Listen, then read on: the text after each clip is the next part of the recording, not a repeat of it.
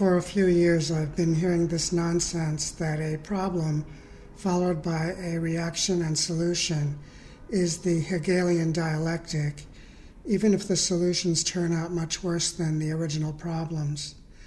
Apparently, someone must have started this meme, and then others picked it up. They couldn't possibly have ever actually studied Hegel.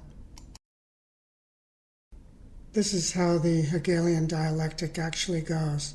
It's part of Hegel's historicism. Historicism is the idea that human cultural events tend to be largely determined by past historical events. Hegel knew that every period of history has its own spirit of the times. These spirits usually undergo gradual changes, but these changes can also be relatively abrupt. Hegel's historical dialectic, or process, consists of three parts, called the triadic dialectic. They consist of theses, antitheses, and syntheses. A particular spirit of the times can be all three at once because it synthesized previous theses and antitheses. It can also be an antithesis because it's an antithesis of a previous thesis. Here's some examples. Hegel thought that Christianity synthesized God and humanity by presenting a human God.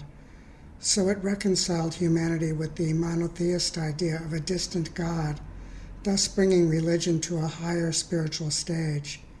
In his philosophy of art, he believed that romantic art synthesized earlier symbolic forms of art, as in Hindu iconography, with classical Greek and Roman art. He thought that in the earlier symbolic art, spiritual ideas are overcome by physical form, whereas spiritual ideas and physical forms are more balanced in classical art.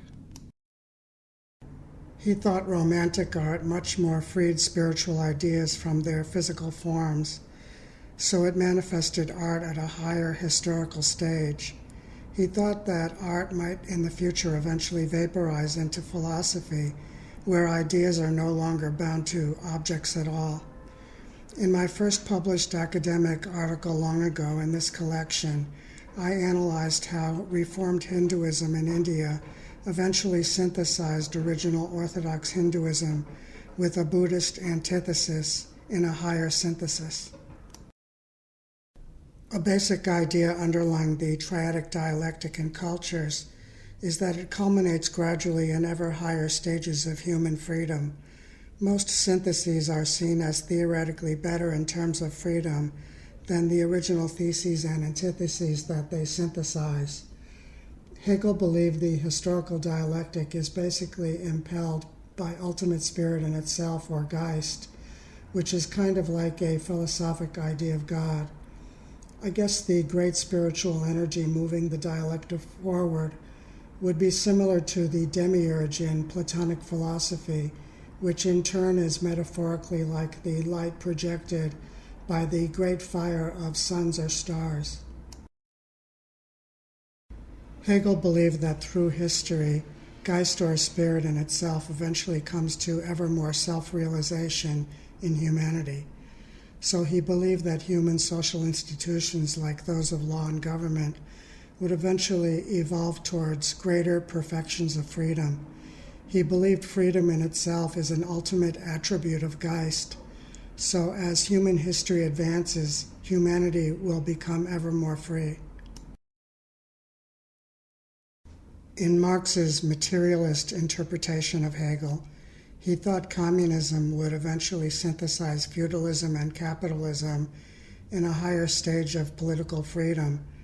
Communism, of course, has almost always turned out to be just like a different form of oligarchy, tyranny, and totalitarianism, even sometimes like dynastic feudalism, as in North Korea, but that's another topic.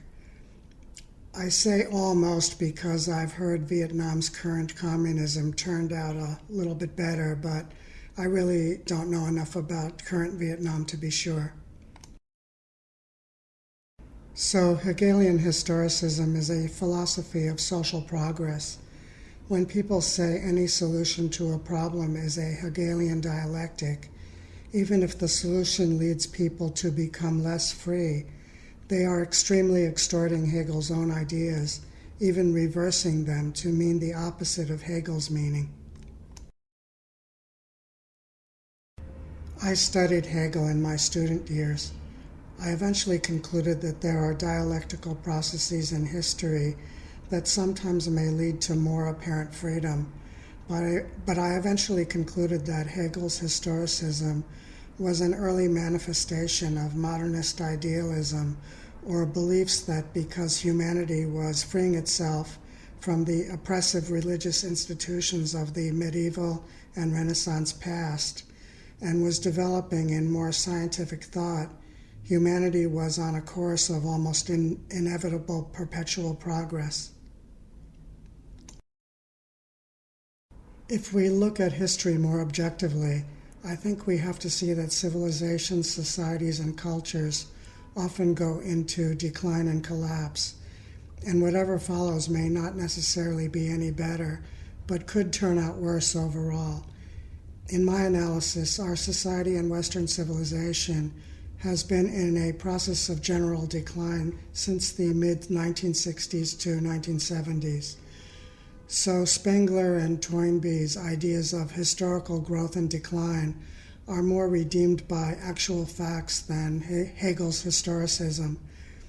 John Bagot Glubb's model of societal growth and decline are also more redeemed.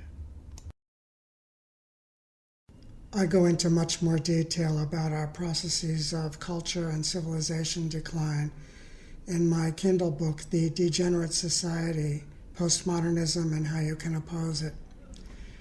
I've illustrated this with the American Hudson River School romantic artist Thomas Cole's series of paintings called The Course of Empire.